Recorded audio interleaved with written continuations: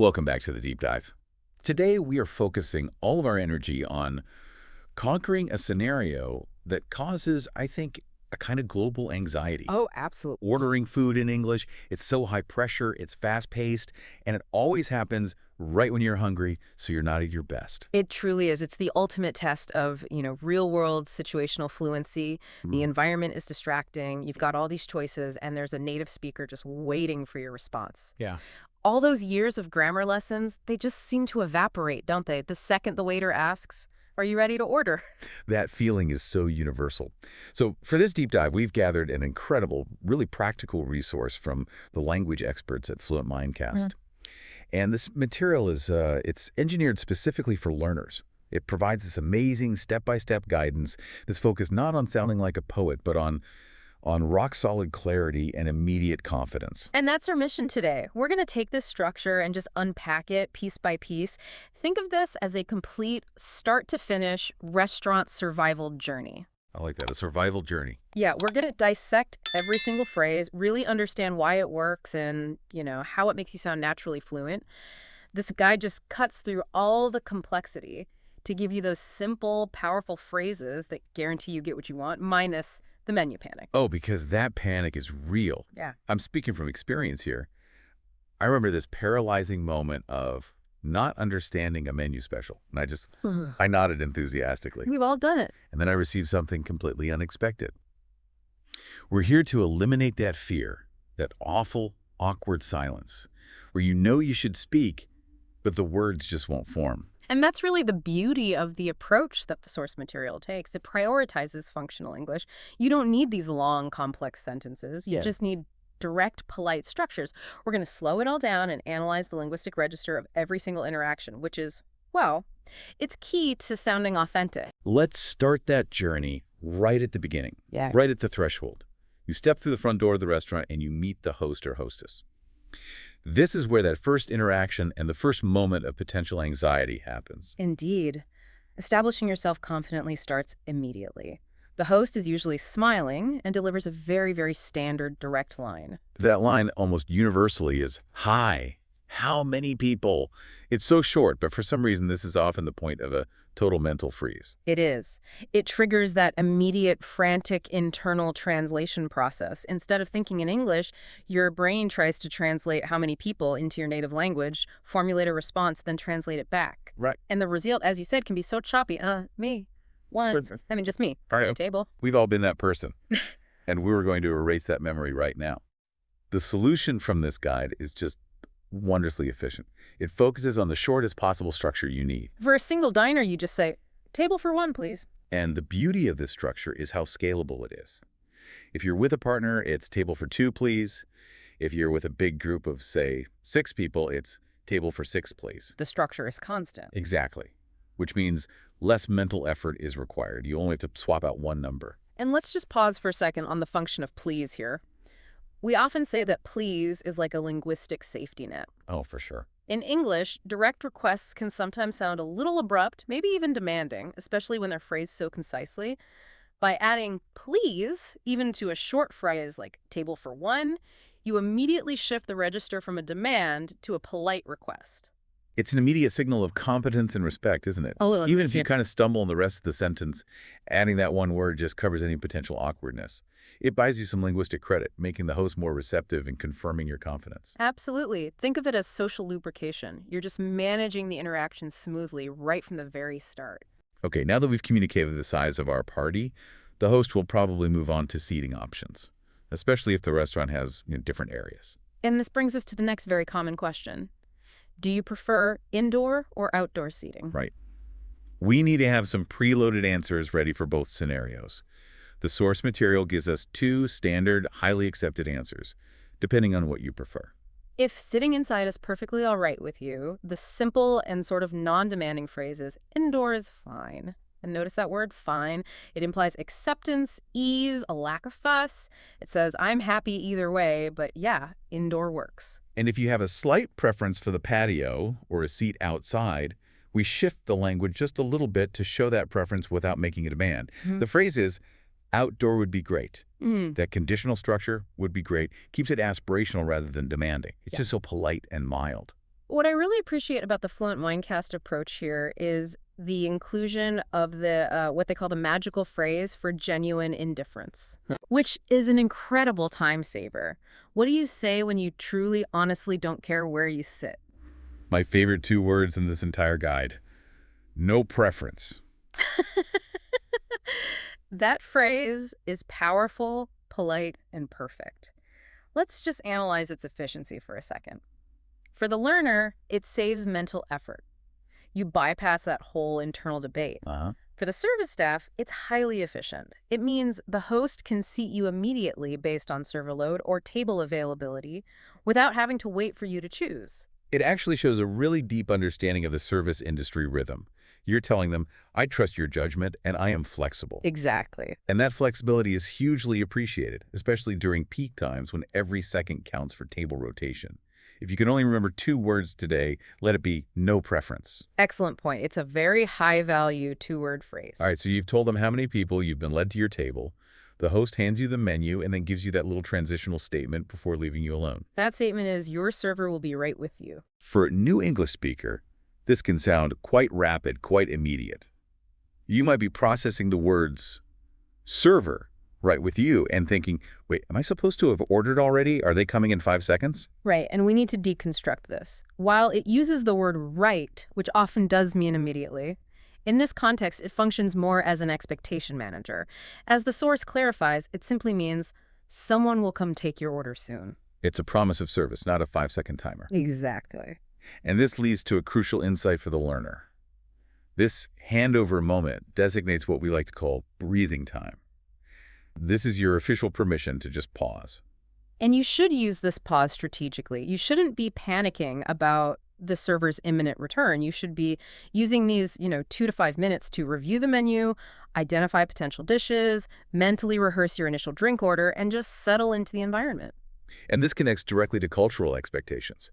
Service speed varies so wildly depending on the type of restaurant and where you are in the world. In some countries, right with you might mean 30 seconds. In others, it might mean 5 minutes. The phrase just tells you the process has definitely begun, managing your expectation without rushing you. This is particularly true in North America, where managing expectations is such a critical part of customer service. You're seated, you're acknowledged, and you're assured that service is forthcoming. It's just a verbal bridge between the host and the server. Okay, we've taken our breath, we've reviewed the menu, and now the server is approaching our table. Let's move into phase 1, initial contact, drinks, and time management. The server's opening line is practically standardized. They'll approach and ask, "Can I get you something to drink?" This is the lowest stakes ordering moment, so the perfect confidence booster. We should have these answers ready to fire. The simplest, most effective default option anywhere in the world is water. You can just say, "Water, please." If you want to specify, say, "Tap water," you can say, "Just tap water, please." Or, if you prefer carbonation, you can practice that slightly longer vocabulary repetition. Sparkling water, please, or a sparkling water, please. It's really important to practice those specific nouns. Now, here's a smart tactic for buying time, especially if you know you want water, but you're still debating a glass of wine or some elaborate cocktail. You can qualify your answer. How so? You say, "Just water for now." That little phrase, "for now," signals that you're not done ordering drinks entirely and that the server should expect another drink request later on. It's just very efficient communication. That's good, but what if you haven't even cracked the main course menu yet? You need more than just the time it takes them to bring a glass of water. You need a solid minute or 2 to really focus. This is where we deploy the key phrase for assertive yet polite time management. It's professional and it avoids any stammering. And that phrase is? That phrase is, "I need a minute, please."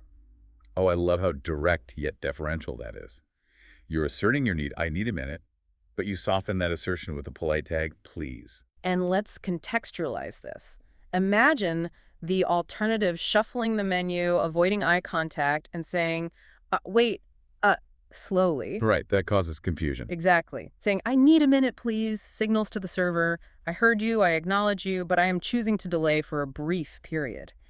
It demonstrates attentiveness and control. It's a power move, but a very polite one. It is, and it allows the server to efficiently move on to check on another table, knowing exactly when to circle back to you. Perfect. Time managed. Yeah. Now let's confront the single biggest hurdle that leads to those awkward nods we talked about earlier, Menu panic. Ah, yes. Segment 6.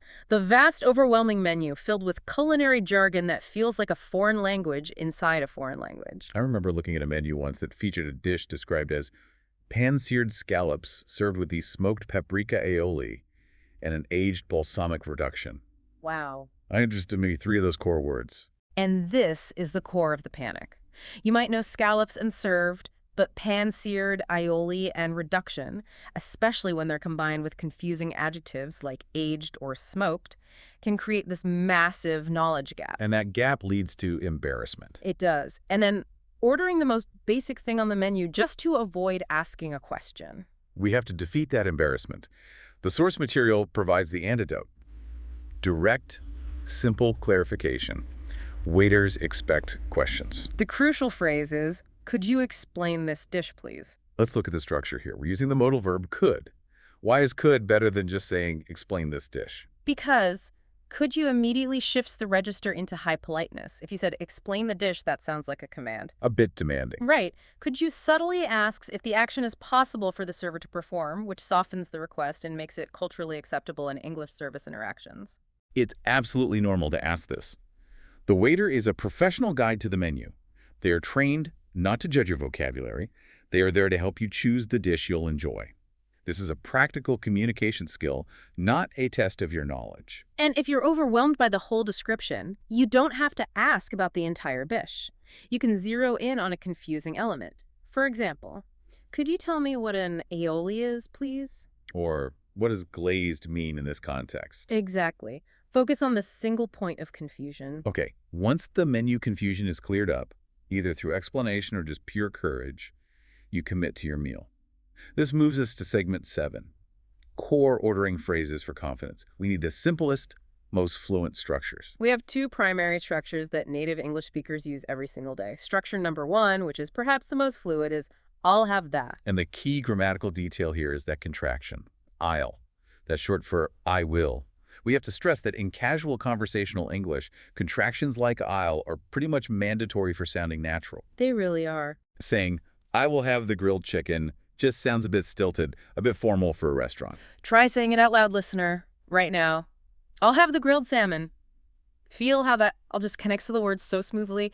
The contraction is the fluency marker. And structure number 2, which is slightly more removed and therefore perceived as incredibly polite. Can I get the... This is phrased as a question, which makes it inherently softer than a direct statement. For example, Can I get the mushroom risotto, please? The server answers yes, and then you've successfully ordered. It's a little interaction. So these 2 structures, I'll have the and can I get the, are the absolute foundation of natural, everyday English for ordering. Practice them right now. Repeat them 5 times. Commit them to muscle memory. Okay, now, moving on to a segment where confidence meets consequence. Yeah. Asking about ingredients. Yeah. This is about safety as much as it is about preference. Topic 8 focuses on crucial dietary questions, which are especially important in a global dining scene where allergies are, everywhere. Oh. Directness here is not rude. It's essential. It can be life-saving. The source material focuses on 3 highly functional, direct questions. Number 1, covering a very common and serious allergy. Does this have nuts? The second, addressing preference or sensitivity to heat. Is this spicy? This avoids the vagueness of asking if something is hot, which could mean temperature or spice level. That's a good point. And number 3 for plant-based diets. Is it vegetarian? Or if you need something more stringent, is it vegan? The structures are the same, you just change that qualifying adjective. The key takeaway here is to avoid the urge to complicate the sentence structure. When you're discussing safety, clarity trumps everything else. Don't worry about trying to create some complex clause. Just focus on the core information. And remember the cultural context. Due to increased awareness and, frankly, legal requirements, servers are trained to take these questions very seriously. You are not being difficult. You are communicating vital information that they are expected to manage. That sets us up perfectly for the culture of customization, which, in many English-speaking countries, is not just allowed, but almost expected. You have the right to modify the dish. Topic 9. Customizing your order. Let's break down the language of change, starting with substitution. Substitution means swapping one component for another. The critical grammatical point here is using the correct preposition. The required phrase is, can I substitute the fries for a salad? or the preposition is for. You are exchanging A for B. This is a subtle but really important linguistic nuance. If you mix up the preposition, the server will probably still understand you, but it disrupts the flow. Using the correct substitute X for Y makes you sound completely professional. Now, the second type of customization, modification, particularly separation. This is where you change how an ingredient is served, not necessarily what the ingredient is. Ah, the famous phrase for modification. Can I get the sauce on the side? Let's explain on the side in a bit more detail because it's a standard culinary term. It means that instead of the chef adding the sauce directly to the food, mixing it in or pouring it on top, it's served in a small, separate dish. Right. This allows you to control the portion, which is really common for things like salad dressings, gravy, or heavy sauces. This request is so common that a waiter probably hears it dozens, if not hundreds, of times a week. It's a completely standard, accepted part of the dining experience, especially in North America. Do not feel shy about asking for things on the side. And that leads naturally into more direct modifications, removing or specializing ingredients. Topic 10.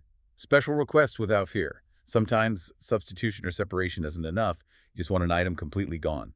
For removal, we return to that polite request structure. The key phrase is, could you make it without onions? Simple, concise, and incredibly effective. And for specialized preparation, addressing things like gluten intolerance or other specific dietary needs that go beyond basic allergies. You use the very specific phrase. Can you make it gluten-free? And again, we must reiterate the non-negotiable linguistic element here. The word please, it's the constant buffer. The source refers to it perfectly. The tiny word, big impact. Any request, especially one that deviates from the standard menu and changes the chef's work, has to be buffered with a show of respect. Please shows deference and ensures your request is received positively. So we encourage you, listener, to build and practice these polite structures. Could you or can you? Followed by your request, followed by please. This is transferable knowledge that works whether you're ordering food or asking for directions on the street. Try it now. Think of something you dislike, maybe tomatoes. How would you ask for a burger without tomatoes? You'd say, could I get the burger without tomatoes, please? Just practice that rhythm. Okay, so we've placed the full customized order. The intensive speaking phase is now over. Now we shift focus to segment 11, while you wait. This is a great opportunity to practice some low-stakes conversational English or simple environmental observation. This is the passive stage of dining. You're transitioning from answering questions to just noticing your surroundings, and this is prime time for some simple language fluency practice. The source material gives us two fantastic, easy observations. If the restaurant is comfortable, warm, and inviting, you can note the place is cozy. Cozy is such a beautiful descriptive word in English. It means comfortable, snug, intimate. It's a really high compliment to the atmosphere. And the second observation is simple and positive. The music is nice. It's a low-stakes way to engage your English brain without the pressure of an immediate reply from a server. Remember, every interaction, even a mental one, helps build confidence. Don't let your brain switch off just because the server has walked away. Stay engaged with the language. And now, as promised, it's time for our first moment of direct interaction with you, the listener. We're going to just pause the deep dive for a moment. This is a check-in moment. We want you to be honest with yourself right here, right now. Quick question for you. Do you usually feel nervous when ordering food in English? Do you get that tight feeling of adrenaline when the server approaches your table? Take a second. We really want you to answer out loud. Say your answer. Even if you're in public, you can just whisper it. Yes, I get nervous, or no, I actually feel pretty confident. Verbalizing the answer reinforces your own self-awareness. Knowing your current comfort level is the absolute prerequisite to improving. If you're nervous, that's why we're here, breaking it all down. If you're confident, then you're ready to use these phrases to level up your skills. We're here guiding you. You are not alone in this learning process. Okay, self-check completed. Let's fast forward a bit. The waiting period is over. We see the server approaching with our beautifully customized food. Topic 12. Receiving the food. This is a positive moment, and it requires a positive, efficient response. The server places the dish down, usually with a standard send-off. Here you go. Enjoy your meal. Your most basic mandatory response is the most important word in the English language. Thank you. Simple, necessary. But if you want to add that little extra bit of positive rapport, that small linguistic bonus, you can add a compliment that shows your anticipation. The slightly more elaborate response, thanks, it looks great. Focusing on looks great is really efficient because you haven't tasted it yet, right? Right. You're simply complimenting the presentation, and that small observation is gold. It contributes positively to the server's experience, which then reflects back on your own dining satisfaction. It's a very small investment in words for a large return and positive interaction. You've signaled happiness, and the interaction ends on a high note. So we begin to eat, enjoying the meal we ordered so confidently, but inevitably the server returns for the mid-meal check-in. Topic 13. Checking in. This is universally standardized. You will hear the server approach and ask, "How is everything?" We absolutely must clarify this point for the learner. When a server asks, "How's everything?" they're not asking for a detailed critique or an existential reflection on your life or an evaluation of the restaurant's decor. No. They want a status update on the food. The ideal positive answer, if the meal is flawless, is very brief and uses high register language. Just say, "Everything's great, thank you." Simple, unambiguous, and polite. But what if something is wrong? Maybe the steak is cold, or you ask for no onions and there are onions. We need a way to communicate an issue clearly without sounding confrontational or demanding. This is where we use the linguistic technique of softening the complaint. We never start with a blunt, negative statement. The necessary phrase for correction starts with a crucial, tentative word. Actually, could I get this warmed up? The word "actually" is the key here. It provides a gentle, polite pause, signaling to the server, you assume things are perfect, but they are not. It manages the communication gap. And we follow it with the polite structure we mastered earlier. Could I get? That combination, actually, plus could I, is the perfect toolkit for addressing mistakes in English service industries. It maintains politeness while still asserting the need for a correction. It's a wonderful example of high-register functional English. Now, perhaps you need more of that delicious sauce you asked for on the side. Or you need a refill on your soda. You need to request extra items. Topic 14. Requesting extra items. Let's start with the nonverbal signal because you don't need to shout across the room. Nonverbal communication is subtle but powerful. Raise your hand slightly, not waving it wildly. Make eye contact with the server and just offer a small, patient smile. You wait for them to notice you. And once you have their attention, the opening phrase we use to initiate any request in this environment is key. That is, "Excuse me, could I get more water sauce bread?" That combination is highly effective. Is the verbal tap on the shoulder that gets their attention, and could I get is the polite modal structure for the request itself. This works flawlessly every single time. This process really should not be overthought. It's a fundamental part of the dining service rhythm globally. You signal, you ask politely, they provide. Confidence comes from using the right opening phrase combination. We're nearing the end of the meal, and then comes the final delicious temptation. Topic 15. Dessert time temptation. The server clears your plates and without fail offers the final opportunity to spend more money and consume more calories. They will ask, would you like to see the dessert menu? The source material included that wonderfully honest internal human truth here. The thought process is always, yes, but I shouldn't. We can all relate to that internal debate. If the internal debate is won by indulgence, the simple, direct answer is the best. Just smile and say, "Yes, please." Short, sweet, and zero ambiguity. If, however, you've resisted the temptation and you're ready to move straight to the final phase, you need a phrase that gracefully transitions the conversation to payment. If you're declining, the polite and efficient answer is, "No, thank you, just the check bill, please." This smoothly signals the end of the dining experience and initiates the financial transaction. And that transition is critical because it brings us to one of the biggest linguistic sticking points for learners: the geographical distinction between the summary of charges. Topic 16. Asking for the check bill. This is a fundamental difference you must understand to sound fluent and local. If you are dining in the United States or Canada, the necessary term is check. So the standard phrase for the U.S. is, "Can I have the check, please?" You use that polite request structure combined with the specific regional noun. But, and this is the crucial geographical distinction, if you are in the United Kingdom, Australia, New Zealand, or really any other Commonwealth nation, you must use the word bill. You would ask, "Can I have the bill, please?"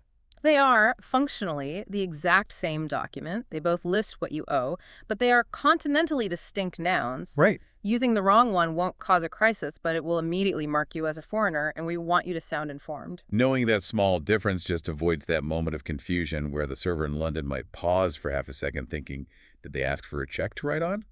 It enhances your integration into the local service culture. Once you have the physical paper in front of you, the server returns to facilitate the logistics of payment.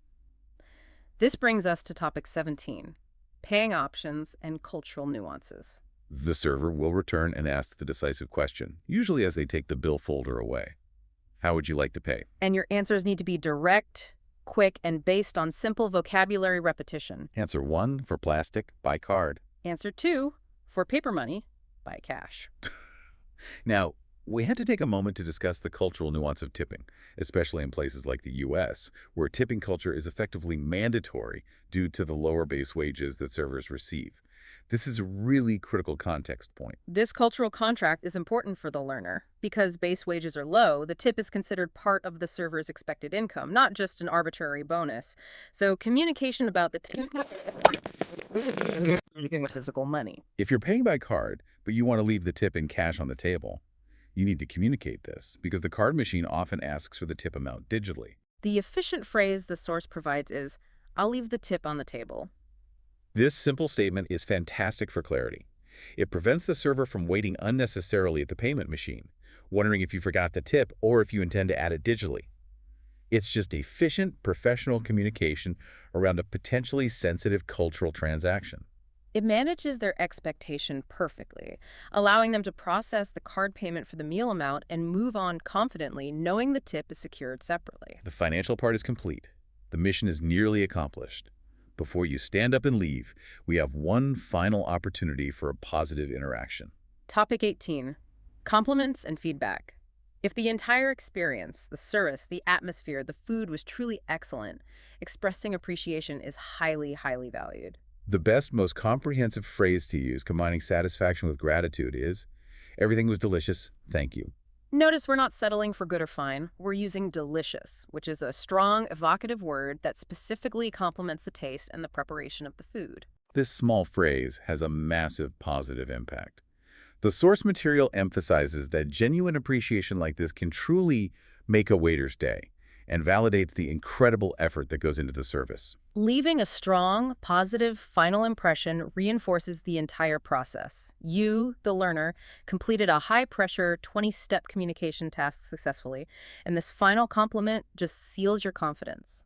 You finished strong and polite. All right, we have successfully navigated the entire journey, from the confident entry to the complimentary exit. Now it's time for our final deep check-in with you, our listener. Topic 19, final interaction and reflection. We've covered 20 critical conversational concepts and specific high-register phrases. Take another deep breath. How do you feel right now? Do you feel significantly more confident about your next dining experience in English? We truly believe that knowing these specific structures, I'll have the, can you explain, on the side, gives you the tools necessary to conquer that anxiety. Are you ready to order food on your next trip abroad, knowing you can deploy these short, powerful, polite phrases? We really want to know. We're asking you right now, as you listen, to internalize the phrase you feel is the most useful, or maybe the one you're most excited to use. Maybe it's no preference, or maybe it's, can I get the check, please? And we want to hear about it. Please share your favorite phrase or maybe your past awkward ordering experience in the comments after this deep dive is over. Your participation really helps us understand what information is most valuable to you. Our core goal, reflecting the philosophy of Fluent Mindcast, is to build your confidence in every single real-life scenario, transitioning you from a hesitant speaker to a fluent, confident communicator. Preparation is the key to unlocking that success. And that brings us to the close of this incredibly detailed deep dive into situational restaurant English. We focus so intensely on achieving success, but let's leave you with one final, provocative thought that builds upon the politeness structures we discussed. We addressed cold soup or needing more sauce, which are minor issues handled with that. Actually, could I get structure? But imagine a major error. You ordered a vegetarian pasta, and you receive a steak, a critical, non-negotiable mistake. This is the next level of communication challenge. What simple, clear, and polite language would you use to address a major, expensive mistake like this without causing confrontation or sounding aggressive? You need language that signals shock but maintains respect. Think about the power of starting with acknowledgement, not accusation. Excuse me, I seem to have received the wrong order. How do you then build on that foundation to communicate the severity of the error while maintaining that polished, polite register? That's your communication challenge to practice next. And remember that every strategy we discussed today, from the use of please to the polite modal verbs like could was, provided to you through the Clarity Focus principles of Fluent Mindcast. Thank you so much for joining us for this extensive deep dive. We truly hope this makes your next restaurant experience completely stress-free and allows you to enjoy the meal you actually wanted. And if you found this deep dive valuable, we strongly encourage you to like, subscribe, and leave a comment. Your support truly helps the channel grow and ensures we can continue to produce highly detailed, practical deep dives like this one for dedicated learners like you. We'll see you in the next deep dive. Bye for now.